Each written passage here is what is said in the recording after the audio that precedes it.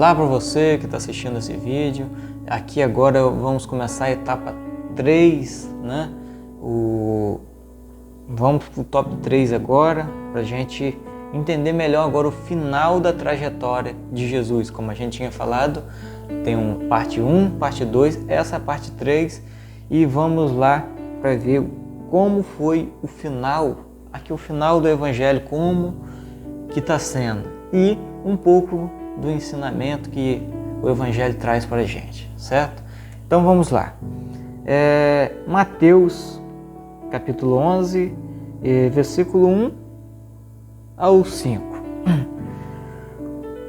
Cumpro para matar Jesus. Quando Jesus terminou todas as palavras e disse aos seus discípulos: vocês sabem que daqui a 2 dias é Páscoa, e o Filho do Homem será entregue para ser crucificado.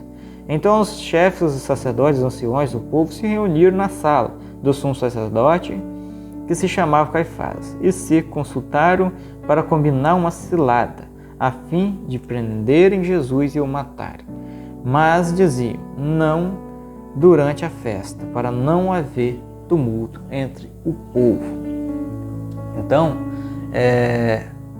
como foi esse lado mais final, como vocês viram aqui, né? Um plano para matar Jesus, né? Jesus, por ele fazer o que ele fez, né, de bom para a sociedade, e ainda assim procuravam ainda para matar, né? Para você ver, olha o tamanho maldade que o mundo já tem desde lá de trás. Desde lá de trás já estava com maldade com as pessoas boas, e até hoje é assim, né? Sempre as pessoas boas deixadas de lado, as pessoas que querem mudar um pouco do mundo, mudar um pouco do mal, né? Tentar tirar o mal, tentar colocar o bem, sempre são essas pessoas que são sacrificadas até hoje. Então não foi diferente com Jesus, né? Pelo que os milagres que Jesus fez, né? Pelos ensinamentos, pela ajuda que Jesus nos deu, e eles eram para reconhecer pelo menos como humano que Jesus foi, eles eram para reconhecer. E eles não reconheceram nem o humano e nem o Espírito, que Jesus era Deus, né? Então, fizeram um plano para matar Jesus, né? E tem várias partes aqui da Bíblia que conta a respeito dessa morte, né? Começando em uma ceia que Jesus fez, né? Que daí começa, né, o cálice que a gente sempre toma na igreja, a ceia, que é muito importante, e vem desse propósito, né? Vem disso daí, lá dessa ceia. E nessa ceia que Jesus sempre fazia, né? Ele falava que um deles iria o trair, né? Que no caso seria Judas. E o Judas mesmo perguntou: Jesus, mas quem será que vai trair? Ficou meio empolgado, né? E Pedro também empolgado, perguntando, e ele logo respondeu, falou a Pedro: antes que o galo, antes de amanhecer o dia, o galo vai cantar 3 vezes, e 3 vezes não, antes do galo cantar, né? Antes de amanhecer o dia, antes do galo cantar, ele negaria Jesus 3 vezes, né? E não é diferente quando Jesus fala, aquilo se cumpre mesmo de verdade, né? E Judas o traiu e Pedro negou Jesus, né? 3 vezes antes que o galo cantasse. Quando o galo cantou, ele lembrou que ele tinha traído. E antes ele tinha falado de Jesus: eu nunca, jamais faria isso. E na hora ele fez. Por quê? Porque ele não sabia o que estava por vir, certo? Então vamos tentar aqui falar rápido, que o tempo está passando muito rápido, eu não quero deixar o vídeo muito longo. Então vamos lá. Jesus o traiu, Judas traiu Jesus por algumas moedas, né? Na época. E aí ele traiu Jesus por dinheiro, e quando o exército, os soldados foram buscar Jesus, eles não sabiam quem era Jesus, né? E aí Judas mostrou quem era Jesus, foi lá e deu um beijo no rosto de Jesus. E aí os soldados entenderam que era aquele que era o Jesus, o grande Jesus, a quem o povo, a multidão seguia e sempre falava a respeito das bondades que Jesus fez, né, das curas. E aí eles tentaram prender Jesus e Pedro, revoltado na hora, logo arrancou uma navalha e meteu na orelha de um soldado e Jesus logo falou assim, apartou Pedro, falou assim: Pedro, não faça isso, não precisa fazer isso. Não é com quem com ferro fere, com ferro será ferido, não é assim? E aí Jesus falou para não fazer isso, que não começaria a fazer isso, né? Isso tudo seria para completar a palavra, né? Para que se cumprisse tudo que a palavra tinha a nos dizer. E aí Jesus foi levado, né? Foi judiado e depois de muita judiação Jesus foi crucificado, né? E uma das partes mais importantes, Jesus foi crucificado, foi levado à cruz e a cruz na época era praticamente uma vergonha, né?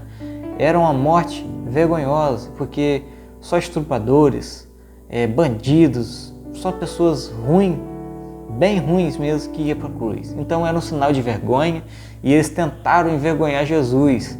E hoje o significado da cruz é o significado cristão. Hoje a cruz significa para nós não morte, mas sim cristianismo, né?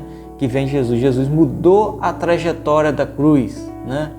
Jesus mudou o significado da cruz, né? Que até então era quem ia para a cruz era um cara de baixo, né? Um cara que não tinha moral, não tinha respeito. E aí, ao Jesus, por sua trajetória, por sua vida aqui na terra, sua passagem na terra, foi para a cruz, e isso mudou a história da cruz. Hoje a cruz não representa mais isso. Hoje a cruz é sinal de salvação. Hoje é sinal de cristianismo e salvação, né? Quando você olha para a cruz, você não deve lembrar como uma pessoa morta, que é uma pessoa que morreu. Não deve lembrar morte, mas sim vida, né? Então, ele morreu na cruz para nos salvar. Então, a cruz é sinal de salvação. Hoje, isso significa cruz. E Jesus foi morto, foi colocado no túmulo. É até uma parte engraçada, porque deixaram 2 soldados vigiando a noite toda Jesus. E mesmo assim, o túmulo se abriu, né? Jesus saiu lá de dentro e o corpo dele não está lá mais. Ele morreu, mas ele foi, depois de 3 dias, foi ressuscitado e hoje ainda ele vive, né? Hoje ele ainda vive e é o nosso Salvador. Mas, e o soldado, como eu havia falado, estava na porta e não viu Jesus saindo nem nada. E olha que o soldado daquela época romana era muito treinado para isso, né? Soldados. E os judeus falaram que o soldado deixou sair, mas não deixaram, porque eles eram muito treinados, né? Os judeus ainda têm esse papo que Jesus não é Deus, que Jesus vai vir ainda, o Deus deles vai vir ainda. Eles estão com esse papo, mas a gente respeita. Mas nós, como cristãos, e conhecendo essa vida de Jesus, essa vida extraordinária, que é exemplo, que a gente não tem como negar que Jesus é Deus, a gente sabe quem foi e quem é Jesus hoje, né? O nosso Salvador, o nosso Deus. E para finalizar agora, Jesus foi crucificado, ressuscitou e hoje ele vive. E hoje ele vive. Não é à toa que eu fiz o nome desse canal, Jesus vive, porque hoje ele não está morto mais. Ele vive ainda e está em cada um de nós através do Espírito Santo de Deus. E como a gente viu nesse resumo todo do Evangelho, na parte 1, parte 2 e parte 3 agora, devemos seguir Jesus, né? Agora um conselho de mim para você, como a gente viu, aqui não tem engano na palavra de Deus. A palavra de Deus é clara para a gente. A gente deve seguir um só Deus, que é Jesus. A gente deve seguir os passos dele, deve tentar entender o Evangelho, tentar levar aquilo para o coração, tentar ser como Jesus foi, porque não é fácil, é difícil, mas não é impossível, né? Mas é claro que não é fácil também ser da maneira que Jesus foi, porque um homem que viveu, não teve pecados aqui na terra, e a gente é muito pecador.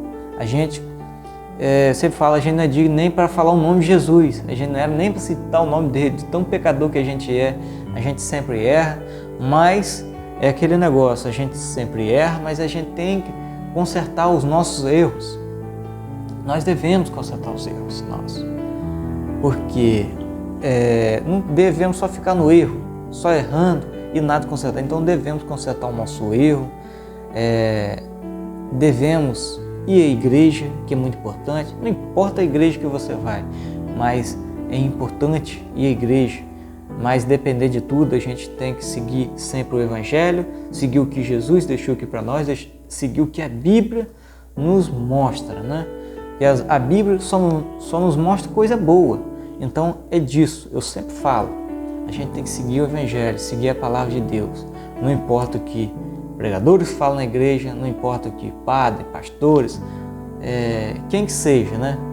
Não importa.